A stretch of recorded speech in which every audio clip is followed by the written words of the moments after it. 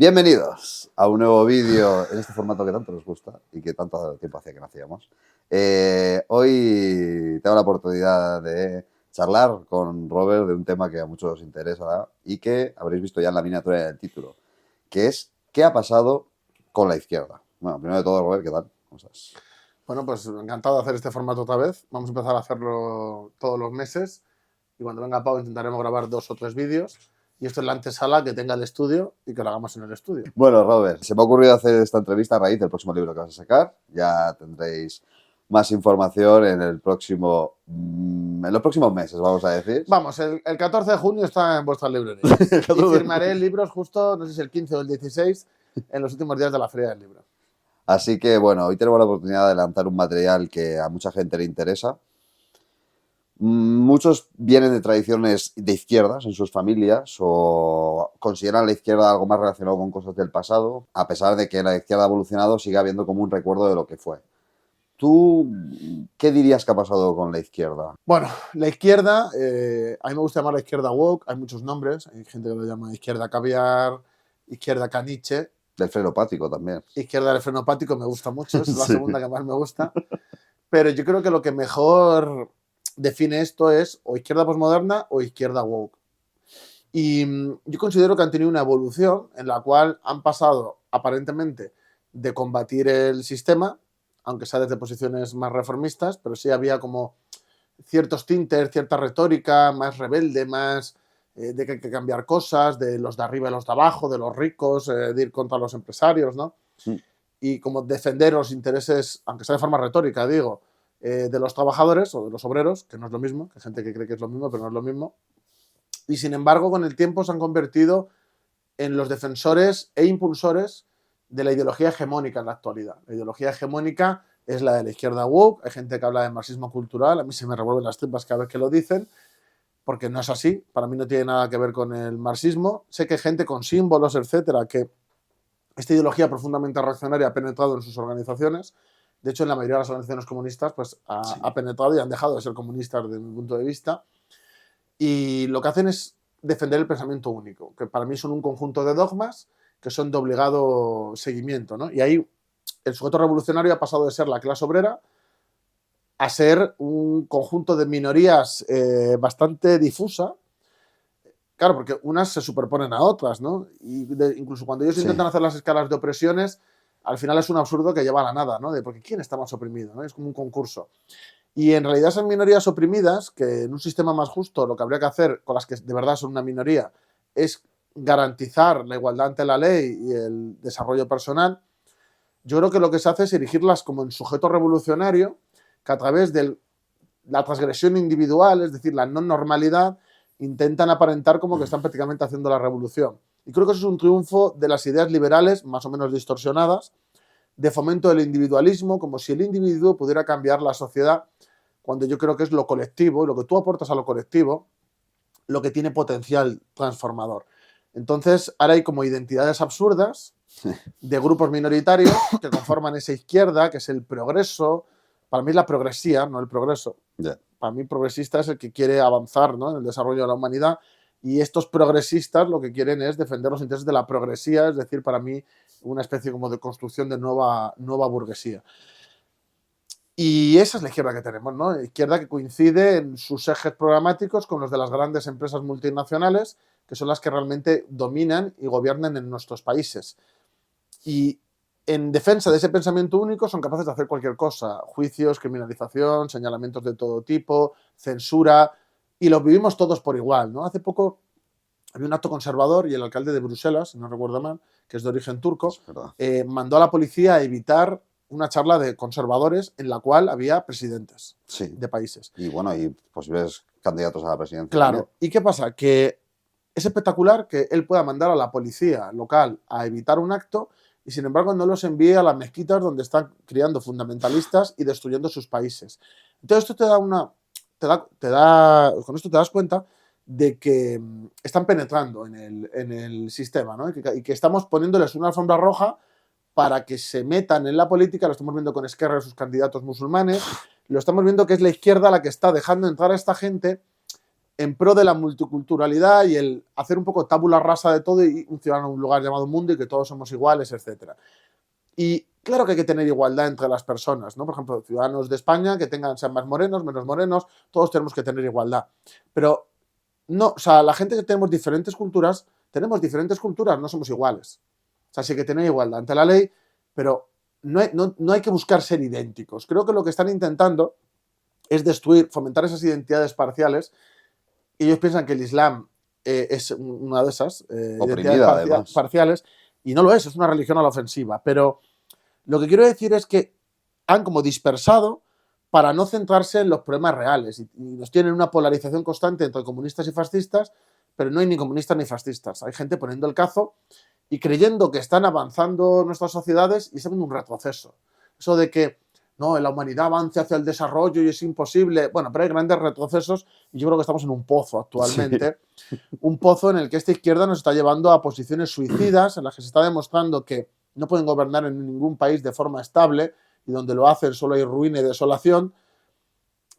Y creo que han abandonado lo que es la lucha obrera o la lucha de clases, yo lo uso como sinónimo para que la gente me entienda, y apuestan por unas políticas que en realidad están impuestas por quien les paga y financian todo este tipo de cosas en gobiernos, en empresas, etcétera, que son esas grandes empresas multinacionales que ya, aunque sí defiendan la burguesía nacional del país de que son originarias, para mí ya son supranacionales, es decir, van más allá de eso y son más bien empresas que dominan bloques regionales políticos y dominan toda esa escena y son amos y señores, ¿no? Y son los que a través de las ONG, de diversas empresas, de financiar a los políticos, de meter dinero a las campañas, aunque sea a través de fundaciones, que es como lo hacen ellos. Sí, el truco.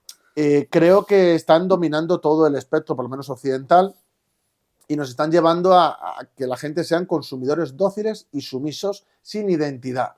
Porque tú, cuando tienes identidades colectivas, bien sea la de clase, bien sea la nacional, te puedes acoger a eso y a gente que es como tú para poder confrontar con todo esto. Pero lo están haciendo bien y lo están destruyendo. De hecho, el principal peligro que tenemos aquí es esa quinta columna, que son españoles, sí, que se apellidarán Peláez, Muñoz, Sánchez, y que se dedican, Santaolalla, ese tipo de apellidos que luego se dedican a hacer de mamporreros. Hay gente que me dice, qué machista, estás llamando a una mujer mamporrera. Pues su actividad política es ser mamporrera política, es decir, que se dedica a hacer la genuflexión y ayudar a esa gente a hacer ese acto, en este caso no sexual, pero sí político, de destruir nuestro país, pues habrá que decir lo que son.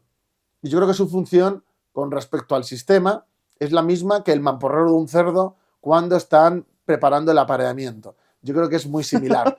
Con todo mi respeto a los mamporreros de verdad que hacen ese trabajo, pero con todo mi desprecio hacia los que lo hacen en política. Y creo que es el problema que tenemos de que la izquierda no es que haya perdido el norte, es que se ha reorientado a otro espectro. Y su público ya no son los obreros abuchean a esta gente. Sí. Y de hecho, los que siguen apoyando esto es por moda y por tendencia, pero cuando esta generación muera, la siguiente que va a apoyar a esta gente va a ser muy diferente. De hecho, te quiero poner un ejemplo de Ramón Espinar, de mi pasado. Hostias. Cuando Ramón Espinar estaba se fue a la Juventudes Socialistas y se metió en ATAC porque él quería ascender, yo me acuerdo que iba con su novia, que luego, por cierto, cambió cuando se hizo famoso, y cuando... Sí, porque hablé con ella y me estuvo contando la historia. Y cuando Ramón Espinar era muy vendido, pero no tanto como ahora. ¿Cómo? Sí, ha pasado por fases. Es la persona más trepa que he conocido en mi vida. Pues Ramón Espinar me decía, mira a nuestra profesora, es del PSOE y es mucho más roja que los de nuestra generación. Roja para él, pero para mí no. Pero bueno, era como más de izquierdas, vamos a decir. Pero según va viendo nuevas generaciones, y la nuestra todavía no salta al poder, o sea, la mía, la tuya no, la tuya está en juventudes todavía, pero la mía, que es la siguiente que va a entrar ahí, sin ningún lugar a dudas, son de partido atrápalo todo. Sí, y la izquierda la siguen como una moda y como unas tendencias que van cambiando y como cambian las tienen, es que ellos dicen, no es que hay que adaptarse a los tiempos. Bueno, depende. Es que esa gente hubiera sido fascista en la época del auge del fascismo. Es lo que la gente quiere. No, porque es la época. Entonces, claro, esa gente que son mercenarios, que no tienen ideología propia, son los tontos útiles o los perros útiles del poder. Y la gente, claro, esto habría que responder aquí a otra pregunta, que es ¿Cuándo se ha producido este cambio? ¿No? Mirad, aquí tengo 2 libros. Tengo aquí 2 libros que explican muy bien el inicio de todo esto, que es Neofascismo, ideología del deseo, Muy recomendables ambos. y El capitalismo de la seducción, que son los que están en castellano, de Michel Kluskar. Hace un análisis muy preciso de cuándo se produce este cambio. Y es a partir de mayo del 68. O sea, esto De empieza eso te quería antes. preguntarte. O sea, para ti es fundamental esa fecha. Sí. Empieza antes ya a moverse. Y ellos lo que hacen es como un planteamiento renovado de lo que es la lucha política. Y ahí, ¿quién es el sujeto revolucionario en mayo del 68? En mayo del 68, el sujeto revolucionario son los estudiantes burgueses, pijos, porque no era como ahora, que hay más facilidad para estudiar, que venían aquí a estudiar. Bueno, a Francia en este caso. Aquí también hubo nuestro mayo del 68 que no salió muy bien. En la transición, Pero, ¿no? antes. Ah, Pero en mayo del 68, cuando pasa todo esto, se hace un ajuste de cuentas entre los nuevos movimientos, apoyados por los profesores de universidad, por buenos sectores, por amplios sectores. De hecho, la entrevista de Cohn-Bendit y Sartre, ahí está, para la posteridad. sí. En la cual, pues, el sujeto revolucionario son los estudiantes, los obreros terminan apoyando por el tema de la represión, etcétera, y desde la CGT mueven al Partido Comunista ahí, y a partir de ahí el Partido Comunista empieza la decadencia absoluta. Ellos no apoyan ni siquiera... ¿Por qué les apoyan el Partido Comunista? Por la represión y porque eran movilizaciones. La izquierda un poco ha funcionado siempre así. Ajá. Entonces ellos se suman y las reivindicaciones que tienen los obreros eran distintas a las de ellos. Entonces no casan. Ya. Los obreros se empiezan a apretar y aunque De Gaulle al final consigue sobreponerse, en las siguientes elecciones, primero arrasa, pero ya en las siguientes, cuando ya pasa el tiempo, se hunde y se termina muriendo al poco tiempo. Un año después, ¿no? Es decir, 1 o 2. Terminan cargándose a De Gaulle políticamente, que había sido el creador de la nueva república. Ya. Pero el Partido Comunista de Francia, en las elecciones justo, porque De Gaulle le echa valor y dice, pues venga, vamos a elecciones. Y la gente estaba cansada ya de barricadas, de peleas, porque eso no se puede posponer en el tiempo, y además perdieron mucha fuerza. ¿Qué pasó? Que los obreros consiguieron muchas reformas. La ¿no? reforma, es decir, consiguieron, de las más importantes, consiguieron las medidas para favorecer su situación, pero los estudiantes en realidad volvieron a clase. Sí. Entonces se consiguió eso por un lado, pero el Partido Comunista, incluso la CGT, a partir de ahí pegan el bajón. Y no solo eso, sino que a nivel general, esas ideas son las que empiezan a propagarse, Ajá. que desde el rollo gramsciano de la hegemonía, a rollos muy mezclados con lo liberal y el ecologismo, a guevarismo, maoísmo, mucho trotskismo. Sí. Es decir, todos los ismos terribles que incluso el movimiento comunista repudió porque eran inservibles, ahí se mezclan y hacen una mezcolanza terrorífica. Aquí a España llegó en forma de eslóganes, de estilos, ¿no? Una mezcolanza terrorífica que, bueno, que termina derivando hacia la defensa de... Veo a partidos muy radicales, más stalinistas, pidiendo el voto para la izquierda. Sí. Que pedir el voto para la izquierda en España por el voto antifascista es votar al PSOE, a Sumar, a Podemos. O sea, ese es el voto de la izquierda. Madre mía. Entonces, hubo un proceso ahí en el cual incluso las organizaciones comunistas no supieron reaccionar y empezaron a adoptar partes del discurso de esta gente y meterlas dentro de los presupuestos comunistas. Empezaron a alejarse de la Unión Soviética, que ya estaba de capa caída en esa época, y empieza a crearse como un marxismo en reacción a esto europeo, con el tema del eurocomunismo, etcétera, que va degenerando hasta ahora que Enrique Santiago es un hippie que defiende la misma línea que una ONG, defiende la paz. La Agenda 2030. Han pasado a defender la lucha de clases y la revolución armada a defender la paz burguesa, la paz de los que mandan. Y se dedican a hacer reformismo de tercera, porque ni siquiera promueven cosas conectadas a los obreros. Han perdido totalmente la conexión con los trabajadores. Sus sindicatos son deliberados y de burócratas, ni siquiera alcanzan a los obreros. Lenin decía que había que trabajar en los sindicatos más reaccionarios, pero es que Lenin no conoció los sindicatos... del poder, básicamente. Sí, los sindicatos del gobierno. Eso no lo veo venir. Son como funcionarios directamente. Sí, y el problema está en que tienen amplias redes clientelares, entonces mantienen cierta estructura y hacen como ciertas defensas. A mí me ha criticado gente, partiduchos de estos comunistas, diciendo, esta gente no hace nada, no como nosotros que estamos de manifa con Palestina. ¿Te das cuenta lo patético que es que te vayas con una pandilla de musulmanes mientras están gritando Allahu Akbar, tú estás con una bandera de la República, tú solo con tus 2 amigos porque no tienes más, diciendo que estás haciendo algo transformador? ¿Qué tiene de transformador irte con una panda de musulmanes a gritar muerte a cierta gente, que no voy a decir ahora porque me van a desmonetizar el vídeo por antisemitismo. ¿Qué consigues con eso? O sea, vamos a ser sinceros. Yo hacía eso cuando era un chaval. ¿De qué servía? De absolutamente nada. Eso es. Entonces, son luchas estériles que van por generaciones y se van quemando. Entonces, los que se colocan se quedan y los demás van pasando por generaciones. Y esa es un poco la organicidad que tienen estos grupos. Y viene del culto a la espontaneidad que tienen este tipo de grupos, porque cuando surge algo, ¿no? Con el 15M lo vemos, de la romantización del 15M, ¿no? Totalmente. Si en el 15M, en vez de llevarlo gente como la que estuvo entre bambalinas haciéndolo, lo hubiera llevado gente con más combatividad, pueden haber transformado en eso en algo realmente revolucionario. Pero en vez de eso, lo que hicieron fue montar Podemos para precisamente barrer todo ese descontento y garantizar que durante 20 o 25 años no pasara nada. Es una estrategia electoral brutal. Mayo del 68 fue igual. Mira, tengo aquí otro libro es verdad. que me gustaría recomendar. Pasolini tiene bastantes libros, es un buen novelista. Además, Escritos Corsarios, él era periodista en un periódico conservador, por cierto. Para los que me critican de, ¿escribes en no sé qué periódico? Bien. Él habla de mayo del 68 y él habla de que los únicos obreros que había allí eran los policías cargando porque eran los únicos que eran hijos de trabajadores, por lo menos, ¿no? Y él habla todo el rato de los hippies, bueno, Kruskar también, veo que la gente decente ideológicamente de esa época, todos hacían la guerra a los hippies porque era la moda. Igual que ahora tenemos la de los reggaetoneros, la de los drileros, Roger Medel, son como los hippies de la época. Y los Social Justice Warriors, que son... Sí, son como los hippies de la época y son como una moda en el cual ellos hacen soflamas y hacen reivindicaciones, pero son profundamente reaccionarios y burgueses. O sea, es la purpurina de que siguen siendo revolucionarios, pero no lo son, no lo son. Y han vaciado los símbolos. O sea, para la gente ahora ser comunista es ser Yolanda Díaz. Entonces, claro, es que Qué duro. Es algo perdido ahora mismo. Primero fue Pablo Iglesias, ¿eh? No, me da igual, es lo mismo, no tiene nada que ver. Es que hasta Bernstein sería un radical a su lado. Y el otro es La fuerza de la razón, de Elena Falacci, que también habla un poco, hablando sobre el Pasolini, que era su amigo, con el tema de mayo del 68, diciendo que es un movimiento totalmente burgués y reaccionario y que estos niños hippies lo único que hacían era destruir las propias organizaciones obreras. Y fue así. Hay una canción, porque, bueno, hay mucha romantización con el tema de los cantautores, ¿no? Los cantautores han pasado... Por favor, hablemos de esto. Han pasado de hacer canción protesta de verdad a hacer canción llorona. Y hay uno que para mí es el peor de todos, que se llama Ismael Serrano. Sí. Ya la sabía esa. Y tiene una canción que es la de Papa, cuéntame otra vez. Oh, Dios mío, alguien me mate. Yo no he visto una canción más claudicadora, pero se ve la romantización de la izquierda de mayo del 68. Para ellos fue la revolución. Sí. Pero es que no fue ni una revuelta. Ya. Estudiantil. Y yo me acuerdo en mi época de la facultad, no voy a comprarme a contar las batallitas, pero yo me acuerdo que tenía trifulcas con la gente de la asamblea, porque, claro, ellos atacaban a los comunistas también.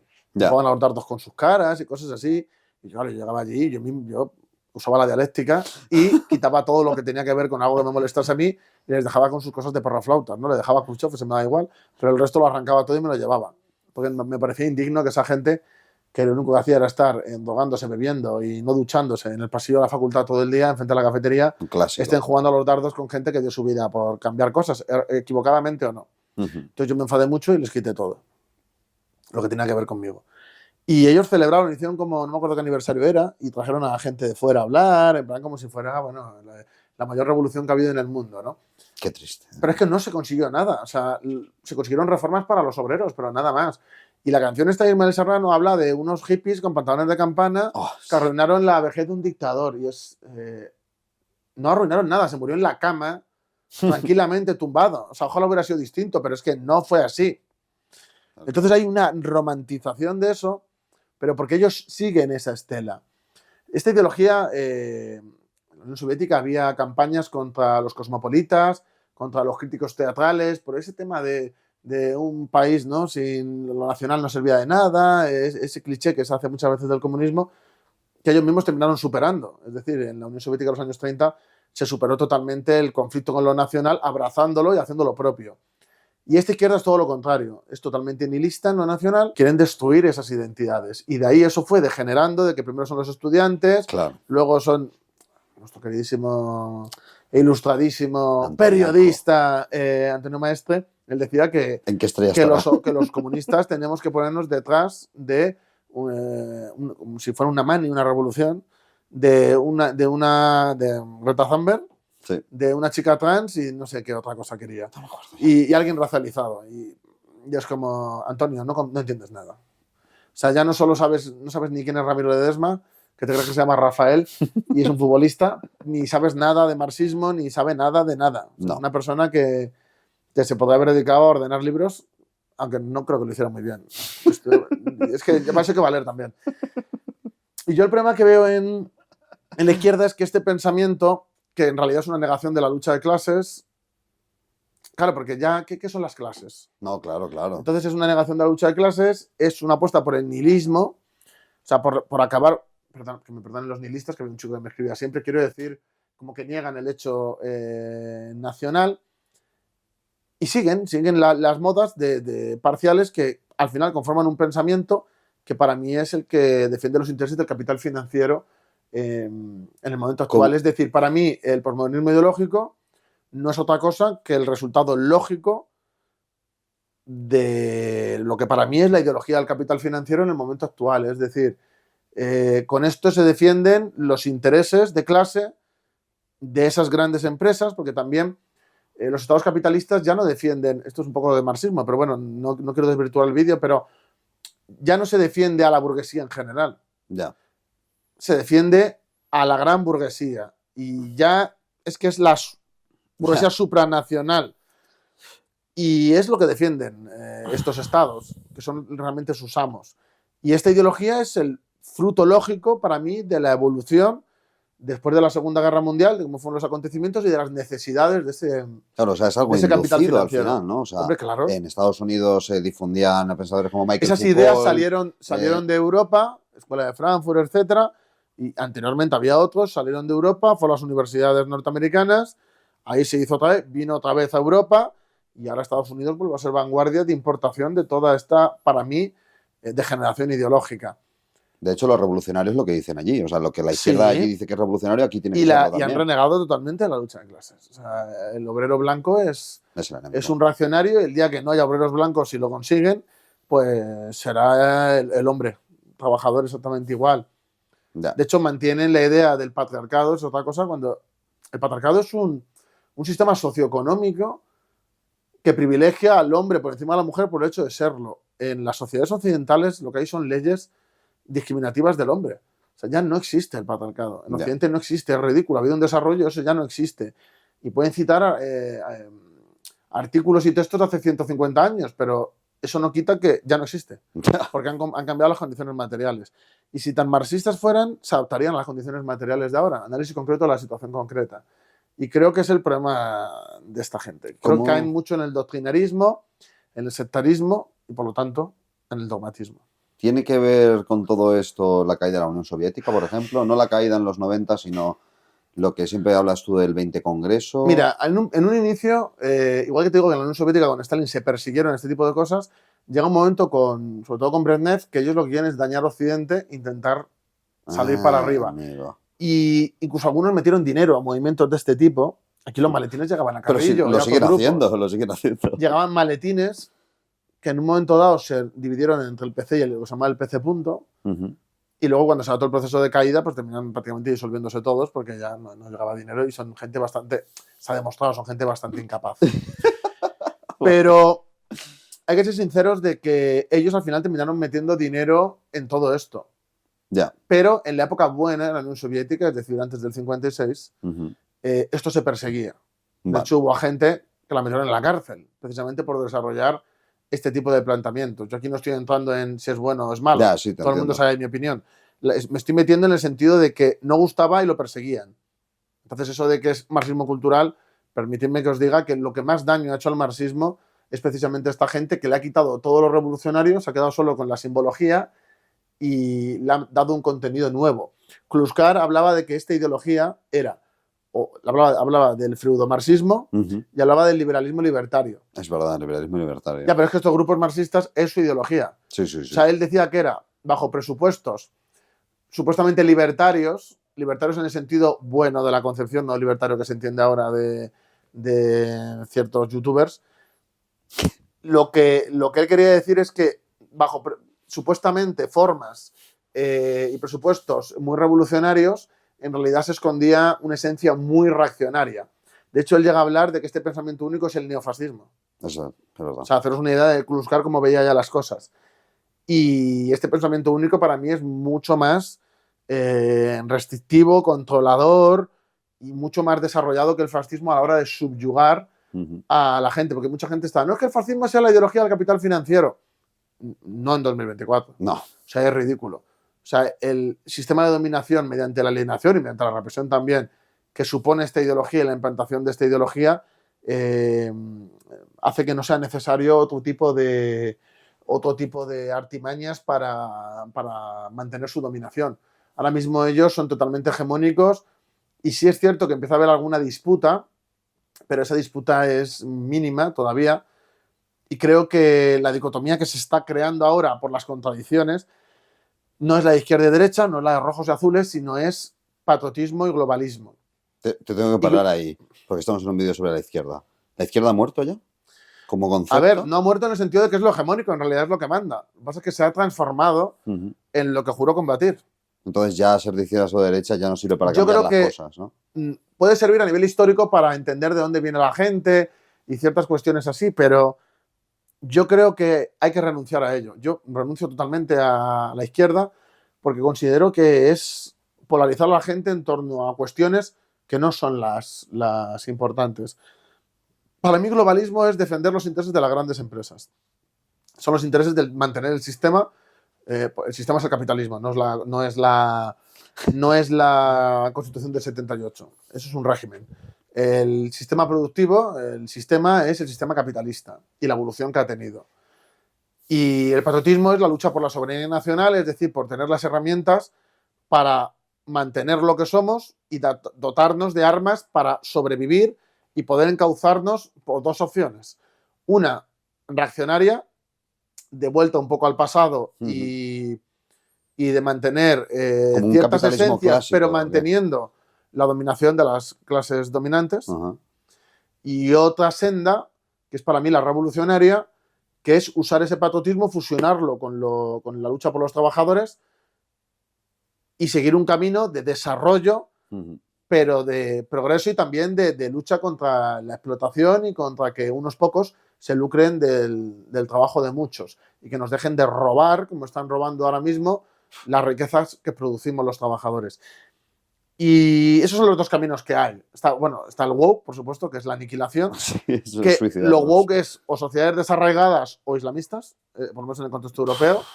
Y luego está el otro camino, que es el del patriotismo, que puede ser patriotismo reaccionario o patriotismo revolucionario. Y nosotros apostamos por el patriotismo revolucionario.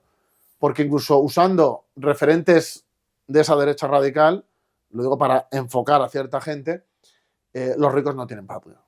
Los ricos, cuando hay un problema, se van. Los que se quedan son los que tienen arraigo de verdad y los que además no pueden irse. No pueden ni quieren irse. Sí, sí. Y yo eso lo comparto. Los ricos no tienen patria. Esa gente está fuera del esquema del patriotismo. Robert, al principio del capítulo que dedicas a este tema, hablas de cómo era la izquierda antes. Sé que has hablado mucho de esto, pero en concreto hablas de España. Hay gente que intenta, por ejemplo, hacer como una línea que conecta el PSOE de ahora con el PSOE de antes, pero la gente yo creo que no se hace ni una idea de cómo era la situación entonces. A ver, el PSOE ya con Pablo... Yo sé que eres muy crítico con el PSOE de Pablo Iglesias también. Sí, a mí Pablo Iglesias es una persona que cuando se empiezan a dar procesos revolucionarios de cambio de verdad, él se convierte en un señor conservador dentro del partido, junto a los Prieto, los Julián Besteiro, incluso con referente a romper con el reformismo largo caballero, lo llaman el Lenin español, pero de Lenin tenía muy poco. Ese sector se opuso al sector de Anguiano y otros históricos, incluso hicieron artimañas en congresos con la Federación de Asturias, de cambiar una cosa para que ellos no votaran a favor y no ser mayoría, luego intervenir, lo que pasó en la Federación de Madrid también de chanchullos, de tomarla antes. O sea, ellos tienen mucha más experiencia interna que Anguiano y compañía, y al final se terminaron yendo y se llevaron poca estructura del partido. Que luego el Partido Comunista se funda, el de España, con varios grupos, ¿no? De juventudes, lo que era el PCO, el Partido Comunista Obrero Español de esa época, nada que ver con los frikis de ahora, y el Partido Comunista Español.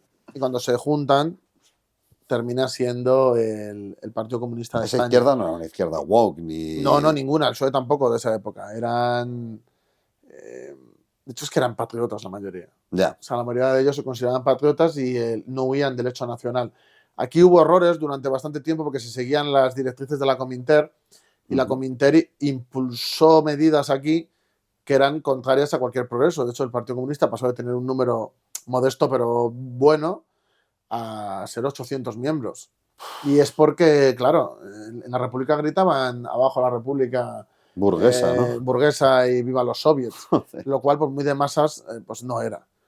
Y de hecho se le echa mucho la culpa a Bullejos, pero si tú vas a las fuentes más allá de la pasionaria contando su historia, Bullejos hizo lo que hizo porque se lo mandaron. Él intentó rectificar eso, no estoy hablando bien de él tampoco, pero él intentó rectificar cuando la Sanjurjada de no seguir con el tema de abajo la República, donde están dando un golpe para volver a una dictadura como la de Primo de Rivera, y al poco tiempo se le cargan. Y al poco tiempo cambian, porque es el Congreso de la Cominter, y a José Díaz le hacen hacer lo mismo que estaba haciendo Bullejos. Esto no lo sabía, Robert. Sí, entonces, haré escrito sobre esto porque mi tesis va en parte sobre eso, del doctorado. Pero ese intervencionismo de la Cominter, nosotros, por ejemplo, lo hubiéramos vivido muy mal. Es decir, porque a mí me gusta mucho lo que hizo Stalin en la URSS. Está la gente, ¡oh, lo que ha dicho! Pero sí, de mezclar me refiero el patriotismo y la lucha de clases. Bueno, cualquiera que le guste un poco la historia, pero aquí, eso es interesante. Pero aquí en España se primaron intereses extranjeros, porque la gente dirá, no, es que la Cominter era la revolución internacional. La Cominter se estrelló contra el hecho nacional, fue uno de los motivos de la disolución, y encontraron otros modos de mantener ese contacto, salió mal con Tito y con otros grupos, pero para mí muy equivocados esos grupos, pero sí que es verdad que ellos primaron mucho la defensa del socialismo en la URSS por encima de hacer la revolución en otros sitios. Primaron lo nacional ruso, por así decirlo, soviético, tiene lógica. Desde el punto de vista de un ruso, claro, sí. Claro. Desde el punto de vista de yo, miembro del Partido Comunista de España, y viene un señor delegado a decirme lo que tengo que hacer y apostar por una cosa que yo considero que es errónea, que se demuestra que es errónea, y luego encima viene de Salvador diciendo que es que lo dijeron ellos desde el principio, yo creo que ahí podríamos haber chocado. Incluso porque el tema del patriotismo y la revolución es que se fusiona allí, así es la primera experiencia en la que eso pasa, luego pasan más. Y yo me considero muy heredero de esa lucha, ¿no? De coger el patriotismo por un lado y coger la revolución por otro y juntarlo. Claro, porque esto no es convertirnos en gente de derechas, es apostar por el patriotismo revolucionario. Y yo creo que aquí en España se hicieron cosas muy mal y por eso el Partido Comunista empezó a crecer muy tarde. Yo creo que el Partido Comunista tendría que haber tenido mucha más fuerza desde incluso antes de la República, al final de la lucha por la dictadura, y creo que hicieron mal las cosas y por eso el PSOE les comió la tostada. Y costó mucho que el Partido Comunista consiguiera sobreponerse, y si lo hizo fue en parte por los errores del PSOE que llevaron a que mucha gente descontenta terminara acercándose al comunismo, incluso gente que no era comunista ni lo iba a ser nunca, pero a nivel práctico de luego posiciones durante la guerra acabaron apoyando a los comunistas. Hablando por de ejemplo, esa época... Juan Negrín bueno, es verdad. No era comunista, pero se equivocó en cosas por no hacer caso a los comunistas, además. Pero sí que es verdad que hicieron un poco la pinza. Y eso fue porque actuaron de otra manera. Es decir, a mí la rectificación que hace la Cominter, cuando se aplica aquí, sí me parece correcta. Ya. Pero porque antes sacaban una fórmula y esa fórmula la aplicaban a todos los sitios. Y hay sitios donde había que adaptarse a las circunstancias. Y luego ellos mismos se dieron cuenta. Con el fascismo también se dieron cuenta. Si tú lees las definiciones de fascismo de, por ejemplo, de 1925 y lees luego las de Dimitrov posteriores, o sea, ellos mismos cambiaron varias veces la definición de fascismo. Son incompatibles. A mí hay gente que me dice, no, es que la definición marxista, la definición de Dimitrov, que cambió, porque no fue la misma siempre. Y que además yo creo que es incompleta, de hecho en el libro lo trato. Y que fue una definición que se hizo de acuerdo a las necesidades que tenían para enfrentarse a los alemanes. Entonces, no vale para aplicarlo a otros continentes, por ejemplo, para mí. Hay gente que me dirá de todo, pero yo lo pienso así y lo voy a defender hasta que alguien me demuestre lo contrario. Y esa izquierda, porque me gusta hablar de historia y se me... Sí, pero se nota que está haciendo el doctorado, ¿vale? Esa historia de la izquierda, cuando empieza a haber esos movimientos en Europa, empieza a perfilarse ya hacia posiciones más reformistas y cuando llega mayo del 68 se hace hegemónico. Es decir, para Carrillo mayo del 68 Es estupendo. era como la Revolución Rusa, además. Y en realidad es un fracaso, que no solo fue un fracaso, sino que fue sitio por sitio imponiendo las cosas, porque empezaron a aceptar, dejaron la cuestión de la mujer y abrazaron el feminismo en muchos de estos sitios. Que no es lo mismo. Cuando aceptas claro que no. Cuando aceptas uno de estos dogmas de fe, abres a los demás, ¿no? Por eso digo que el feminismo es tan dañino. Porque es muy fácil entrar a la gente, no, la mujer, es muy fácil, ¿no? Que la gente vaya por lo emocional o sentimental y no vaya a analizar la realidad de forma objetiva o a intentarlo. Sí. Con el tema de la ecología, cómo la enfocan, poco a poco van metiéndose y cuando te quieres dar cuenta, tu partido se dedica solo a luchas parciales, pero sobre todo por el culto a lo espontáneo. Es decir, mañana hay una huelga de no sé qué y se convoca. Vamos. Y toda tu actividad va ahí. Pero ¿dónde está tu planificación? O sea, tú tienes que tener trabajo propio y tienes que tener tareas y objetivos propios. Yo, por ejemplo, me peleé mucho en el Congreso con el tema del socialismo, porque si tú te declaras anticapitalista tienes que proponer algo, o por lo menos encaminarte a algo. Si tú tus objetivos los estás escondiendo, estás siendo oportunista. Nosotros nos adaptamos a los tiempos, pero no ocultamos lo que somos. Nosotros somos patriotas revolucionarios y nosotros queremos salvar nuestra patria y queremos hacer la revolución, queremos transformar nuestra sociedad, queremos una transformación social. Y ahora las tareas actuales son lo que antiguamente se llamaba la revolución democrática, la lucha por el democratismo, y es en eso en lo que estamos. Ya. En una salvación Nacional, de la patria vaya. nacional y de defensa de los intereses, no solo de los derechos, de los trabajadores. De hecho, si me permites la analogía, cuando a Bullejos le recriminan, cuando le dicen que deje llevar a cabo esa táctica de criticar a la República y decir viva a los soviets, justamente es porque lo que se está discutiendo es si volver o no a la dictadura de Primo de Rivera. Al final le toca cumplir ese papel de defender a la Él no hace República. caso cuando lo de Sanjurjo y se moviliza excesivamente contra la Sanjurjada y al final es su condena. Al poco tiempo le ofrecen rectificar, porque es verdad que el grupo de él está más preparado que el que vino después. Y bueno, ellos se niegan y al final acaban en el PSOE. Es decir, son gente que traiciona. Yo no son mis referentes para nada. No. Pero yo solo quiero indicar con ello que a nivel histórico se ha sido un poco injusto en el sentido de que para mí los errores ahí, en la historia oficial, en la abreviada, esta que hacen de 1960, en unos parrafillos le echan la culpa a él, la pasionaria, como si no fuera con ella la cosa. Y no es justo porque los errores ahí fueron de la Cominter y hay que asumirlo, fue un error. Rectificaron, pero fue un error. Hay autores que dicen que la Cominter se estrelló contra el hecho nacional por la evolución propia que tuvo en Rusia. Y bueno, y desde aquí también, el grupo original del PC, no es el tema de hoy, también el primer secretario general fue Antonio García Quejido, y precisamente no sigue siendo él, porque era un hombre muy mayor, secretario general de la UGT, cargo importante del PSOE, una de las personas que rompió y llevó a la gente hacia el comunismo. Nosotros le hicimos un homenaje hace no mucho en su tumba, en el cementerio civil. Él, por ejemplo, no siguió siendo el secretario general porque necesitaban poner a alguien del otro grupo para conseguir la unidad. O sea, fue una unidad muy artificial en la cual terminaban peleándose unos con otros. Esos secretarios generales posteriores no duran y terminan yendo al PSOE algunos de ellos. Fue como todo muy artificial y muy desde fuera. Y yo creo que eso fue un error que debilitó al PC en esos momentos.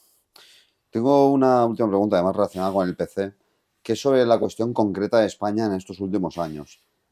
¿Tiene que ver que en otros países haya fuerzas como de izquierdas más tradicionales fuertes, aún que lleven este rollo obrerista y tal, y que en España no, el papel de la izquierda en la transición? Mira, los únicos así que hay en Europa que yo conozca son el PCP de Portugal. Sí, estaba pensando en el PCP de Portugal. El KKE de Grecia y no sé si el AKEL se sigue llamando así, pero el de Chipre. Los demás están, PCC está muerto, el PCC está no, muerto. Y han sido más modernos. Esta gente ha sido más conservadora, de mantener ciertas tradiciones.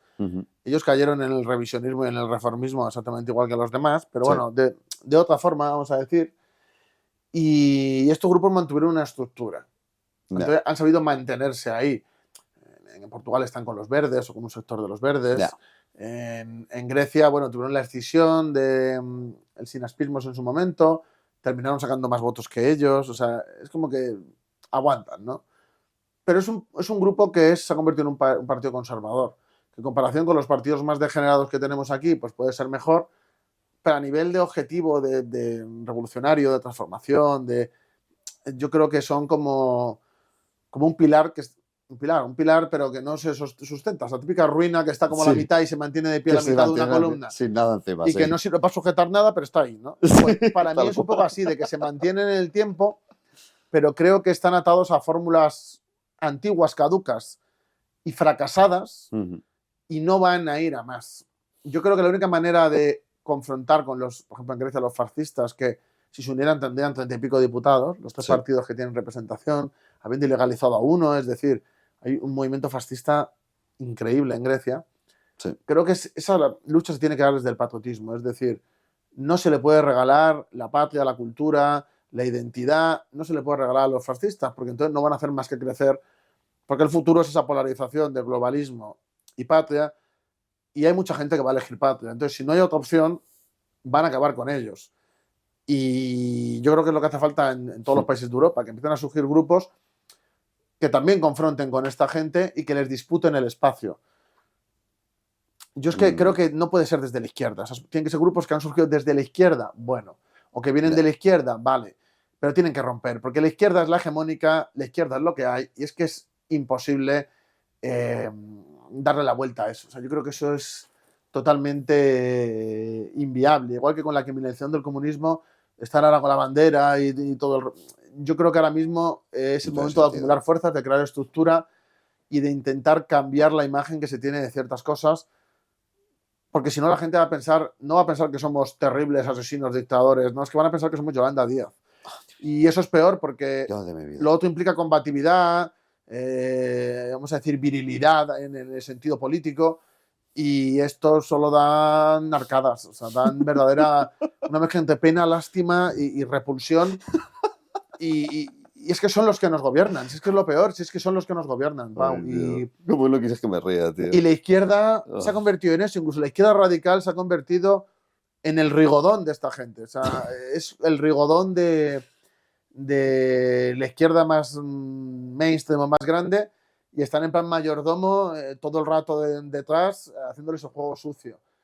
Y en eso se ha convertido la izquierda radical. La izquierda radical ahora se dedica a llamar transfoba a la gente, que si racista, que se han convertido en la policía del régimen. sí, Y la policía de la moral, ¿eh? Nunca sí, se mejor han dicho. convertido en eso y para mí son la quinta columna y son el enemigo. Y para mí son más el enemigo ellos que un señor conservador, porque yo con un señor conservador en lo social puedo llegar a un pacto en determinadas condiciones para salvar mi patria o para llegar a acuerdos determinados. Con un tío de izquierda clásica, vamos a decir, puedo sentarme con él y llegar a acuerdos prácticos sobre determinadas cosas y Ya, salvar la patria, aunque no sea lo mío. ya. Pero con un tío woke, un tío de estos que va de Es el comunista cáncer. y que su referente es Samantha Hudson, ese tipo de gente no puedes hablar con ellos. Por eso yo hablo de cuando el día que haya concentración nacional para salvar la situación, será con todo el mundo menos con ellos, porque ellos son el enemigo, ellos son los defensores de la ideología del capital financiero. Ellos se han convertido de ser los luchadores contra el imperialismo a los principales promotores del imperialismo dominante en todas y cada una de las situaciones posibles. Y esa es la izquierda que tenemos, y izquierda muy marxista-leninista, comunista, Ah, trotskista, maoísta, todos esos grupos, lo que queda, están totalmente degenerados por esto. O sea, sí. yo he visto campañas de gente que eran los stalinistas o los hoxistas de hace 50 años, pongo comillas porque eso no existe, pero bueno, ¿me entendéis lo que quiero decir? Y van con camisetas trans, Sí. van con cosas de, no sé, unos frikis que tenían puesto unas camisetas fuera por un mundo mestizo. Y yo pensando, ¿sabes cuál es tu problema? ¿Lo va a decir? Se lo dije a un tío, tu problema es que no follas nunca. Lo ha dicho. Pero ahora fuera de bromas, este tipo de gente tiene unas concepciones absurdas de moda. O sea, como si antes estaba de moda llevar una camiseta de los Ramones y ahora está Tal cual. llevar una camiseta de tío virgen raro de estas. Y es un problema, porque además ellos personalmente se meten en un pozo del que no salen, porque eso es como una secta. Sí. De hecho, el típico que te dice, no, es que yo no puedo tener amigos que no piensen como yo. Oh, tío. Entonces Sí. no tienes amigos, porque los Claro. amigos, la amistad, se construye en base a otras cosas que no son la ideología. Es que no son la ideología. Entonces, cuando tú dejas de hablar a tus amigos simplemente porque tienen ideas diferentes, es que no eran tus amigos. Si tus amigos te dejan, a mí me ha pasado alguno, no es que te has convertido en un reaccionario, pues entonces no me hables. O sea, si no quieres, no me hables, pues no te voy a hablar. y luego me llaman. Oye, a ver si... ¡Clac! ¿Pero por qué? Porque no era mi amigo, lo he descubierto y me parece un imbécil. Ya. Pero es que la izquierda actualmente es así. O sea, el otro día había un referente de la izquierda en una cadena muy importante, la SER, Bob Pop, Oh, me cago diciendo en que lo 10. más importante, que estaba muy cabreado y que era muy importante el tema de que no había gente gorda en el Congreso. Y es como, Bob Pop, ¿qué clase de tío bizarro se puede analizar cuántos gordos hay en el Congreso? O sea, te das Estás cuenta muy lo loco. raro que es. O cuando decía que Que iba te- muy... ajeno No, a la pero gente. referentes de la izquierda. Un tío que va de intelectual en la radio. Uf, Diciendo que antes iba mucho a saunas sí. de perversión, porque no son saunas gays, o sea, son saunas de perversión. Hay muchos gays que no van a esas mierdas. Y que, bueno, antes iba y disfrutaba porque iba drogado, pero que ahora que ya no lo hace, que ha perdido el encanto. Ese es el ejemplo. Un tío que se droga para ir En la serie. a una sauna extraña a hacer... Menos mal que Ángeles Barceló le sigue invitando, ¿eh? Tiene su sección. No es que lo Uf. inviten. Entonces la cuestión es que es en la izquierda actual. Y eso está bien visto, pero cualquiera que se salga a esto, van la gente que son como granjas de bots, aunque no sean bots, y destruyen la Tengo imagen. otra pregunta para ti justo con esto. ¿Defender lo cristiano en España o la familia es de derechas? Claro. Desde su eje, sí. Desde el eje clásico de la izquierda, pues depende de cuál sea la experiencia que tomas Es en que en consideración. España... Si es la Unión Soviética, en la Unión Soviética hubo una época en la que se hablaba, que me ponen muchas citas, de la destrucción de la familia, ¿no? Que si no, no había revolución.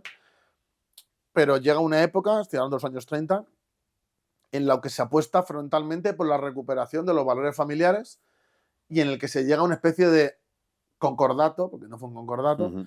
con la Iglesia Ortodoxa, por la cual los cristianos rusos se sumaron a apoyar masivamente el régimen socialista. Ya. Y yo creo que eso fue un éxito. ¿Y en España? Y esos valores se fomentaron. Pues en España el comunismo era patriótico hasta que desde la Cominter empezaron a vender que no, y posteriormente con la rectificación es verdad que vuelven otra vez a mantener eso. Cuando la Pasionaria saca la infame teoría opuesta de la reconciliación nacional, era nacional. O sea, Ya. hasta ahí eran nacionales. Pero pasa mayo del 68, cuando ya Carrillo vuelve aquí, que es bajo el influjo de todo esto, ya la izquierda tiene un carácter totalmente antinacional por oposición al franquismo, que era lo más nacional. Y es una lucha... anticristiano también, ¿no? Sí, y es una lucha que hay que recuperar, ¿no? Yo por eso llamo a una alianza con los cristianos, porque el problema que tenemos ahora no es el fundamentalismo católico ni el integrismo, es el Islam. Entonces no tiene ningún sentido que estemos manteniendo una lucha y una pugna como religiosa entre el ateísmo y la religión, que es muy del siglo XIX, principio del XX, pero que ahora mismo para mí ha perdido el sentido. Bueno, Robert, y habiendo dicho las cosas que has dicho de la izquierda, me vas a explicar esto, ¿vale?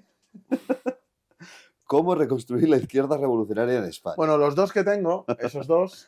Resistencia y lucha contra bueno, el estos dos libros son posmodernismo. muy comunistas. La gente piensa que no, pero sí, nada más que es A mí me gustan actualizado mucho. y hablando de ahora. No. Yo el Resistente... Bueno, ambos libros los quería dejar de sacar, la verdad. El Resistencia se sigue vendiendo como churros. Un clásico ya. Pero si yo me meto en el índice, a ver, es muy comunista el libro, pero todo lo que digo estoy totalmente de acuerdo. Aquí falta hablar del patriarcado, diciendo que no existe.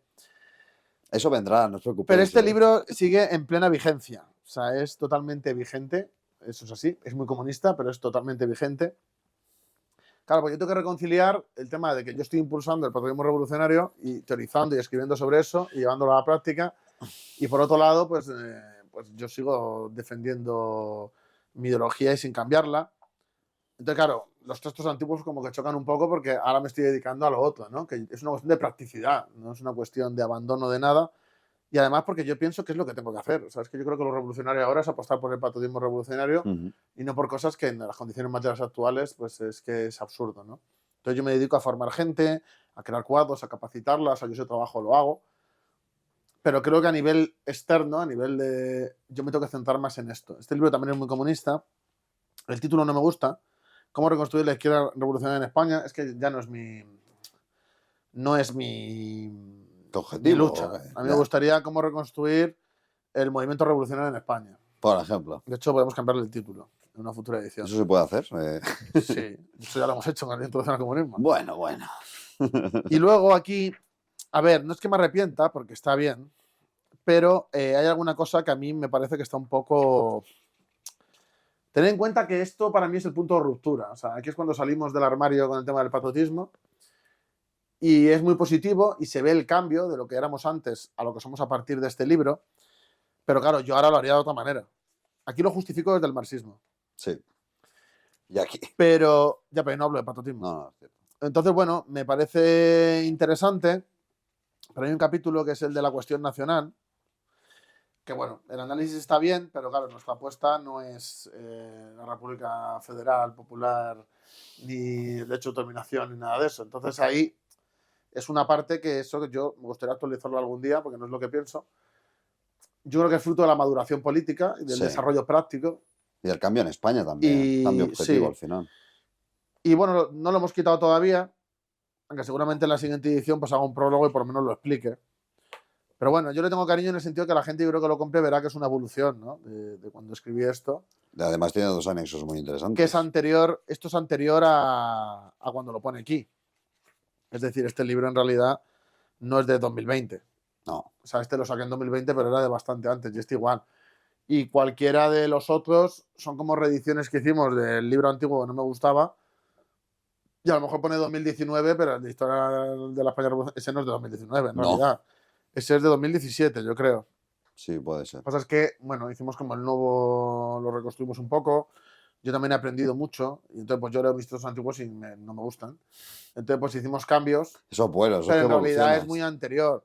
En la introducción al comunismo, por la parte nacional, pues tampoco pienso así. O sea, también me gustaría cambiarla. Pero yo creo que la gente entiende que lo que hago es un resumen de lo que... La teoría marxista Sí. al final. Aunque hay aportaciones tuyas ya ahí, con el tema de la asimilación, por ejemplo. Sí, pero O sea, hay un cambio. a mí la parte de cuestión nacional, pues bueno, es más de ahí de Es como un esquema, referéndum y unidad, o sea, de denominación de unión voluntaria, pero de referéndums y demás. Ya. Y eso yo ahora, si pudiera dar marcha atrás, lo haría de otra manera. Pero bueno, yo creo que ahí se ve la evolución y se ve que incluso anteriormente a lo que hacemos ahora ya tenemos una línea muy cercana, ¿no? Y totalmente dirigida hacia lo que somos nosotros Hombre, ahora. nos llovían hostias, intentones de hostia al menos por Entonces, todos bueno, lados. pues yo creo que es valioso porque se ve nuestra evolución. Y yo creo que mayoritariamente No, esto va a la montaña de los libros, Roberto. se puede seguir utilizando y ser válido. De hecho, nosotros hacemos formaciones con estos libros. Pero claro, Te quería preguntar, para volver un poco al hilo de antes, hay gente que sigue intentando desde la izquierda oponerse a lo que está pasando, como por ejemplo la famosa Sara está en Alemania y tal. ¿Tú crees que esos movimientos van a triunfar? si no rompen con la izquierda, no.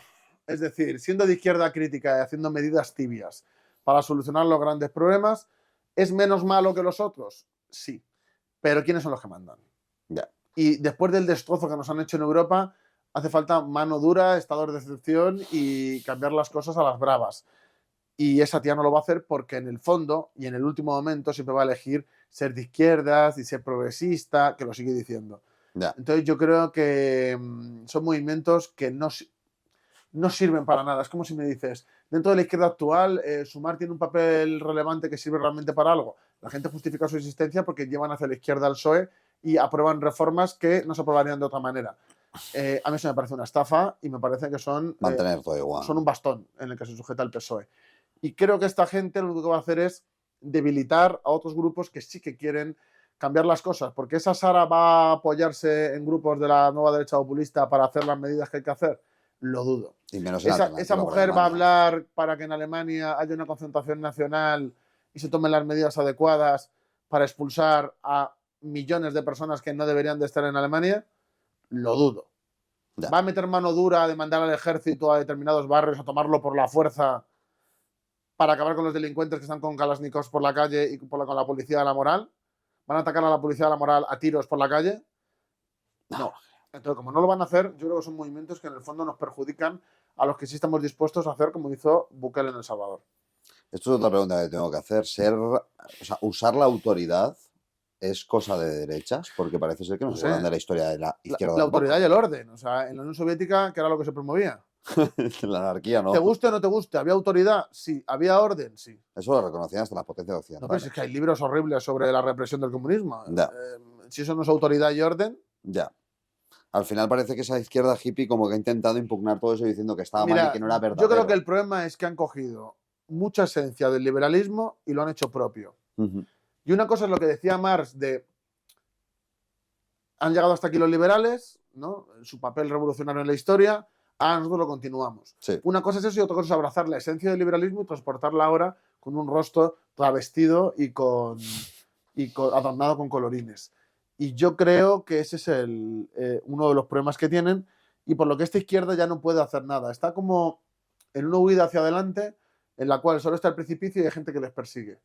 Y yo creo que no tienen otra opción que seguir corriendo porque no van a reconocer que llevan 50 y pico años, 60 años equivocándose. Yo creo que eso no lo van a hacer. ¿Crees que la clase obrera, ya estás juro que es mi última pregunta, ¿crees que la clase obrera está haciendo un voto de castigo a la izquierda? ¿O que está Yo creo que la votando a clase derecha obrera conscientemente? está abrazando, tanto a la clase obrera como a los trabajadores, que es diferente, Ujú. están abrazando a la nueva derecha populista en toda Europa, que va a ir a más y van a tener un choque frontal con todo lo sindical. Y ya ha habido incluso protestas aquí en España, como las de los agricultores, que eso en los 80 hubiera sido totalmente dominado por la UGT Comisiones y no les han dejado ni acercarse. No podían acercarse. Porque la gente dice, no, es que se han posicionado en contra porque ni siquiera les dejan acercarse. ¿Por qué? Porque son los comegambas al servicio del gobierno. Ya. Es que es así, de hecho incluso a partidos, Pablo Iglesias se quería acercar, no les dejan. No les dejan porque les ven como el enemigo, les ven como los culpables de lo que pasa. ¿Sabes qué es lo peor de todo? Que tienen razón. Lo son. Lo son. Entonces, el público objetivo de esta izquierda son esas minorías urbanitas que apoyan a este tipo de políticas. Por ejemplo, te pongo un ejemplo. Hungría. ¿Cuál es el único sitio donde pierde Orbán? En Budapest. En la capital. ¿Por qué? Porque ahí están los urbanitas. Y hay gente con la realidad distorsionada. Totalmente. Pero en el resto del país la gente está harta. En el campo. Y aquí también pasa. Lo que pasa es que no hay ningún grupo potente que realmente vaya al asalto.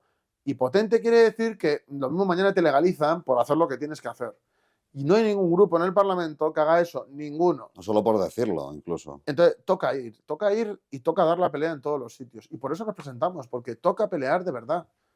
Y hay que ser incorrectos, y hay que ir al asalto. Son basura todos, hay que ir contra ellos. Solo queda el Frente Obrero. Es que de verdad hay que robarles el lema a los otros porque los otros están ahí como todos los demás. Solo queda el Frente Obrero, es que ese es el futuro. Ahora no podemos porque somos muy pequeños, pero cuando la hagamos grande les vamos a usurpar el lema. Porque ese lema es que somos nosotros los que vamos a quedar ahí, no ellos. ¿Solo hay gente de izquierdas en el Frente Obrero? Bueno, yo lo que digo cuando hay alguien que me sigue diciendo, nosotros somos de izquierda, le digo, no, no somos. Es que ahí hay un Tú debate. no lo sé, pero yo no. Y hay gente que dice, tampoco, ¿no? hay gente que dice que deberíamos decir que somos de izquierdas, hay gente que deberíamos decir que somos de derechas, y luego hay gente que decimos que son tonterías las dos cosas y que tenemos que construir nuestro propio camino. Y que nosotros lo que somos es patotas revolucionarios. Y la gente dice, no, pero es que la gente no lo va a entender, ya lo entenderán con nuestro ejemplo. ¿Se acerca gente que viene de la derecha también? Mucha. Más de la izquierda, todavía. Y más de su casa, que no son nada. Pero se acerca mucha gente que viene de la derecha porque se ve atraído por el tema patriota, por el tema de nuestra defensa de nuestra cultura, de nuestra identidad y de que no vivimos en la guerra civil, porque hay mucha gente de la derecha radical que vive en la guerra civil y que también tiene el rechazo de sectores de su propio ámbito. Pues nada, Roberto, ha sido un placer. El placer es todo mío de tenerte aquí. Suscribiros y darle a me gusta.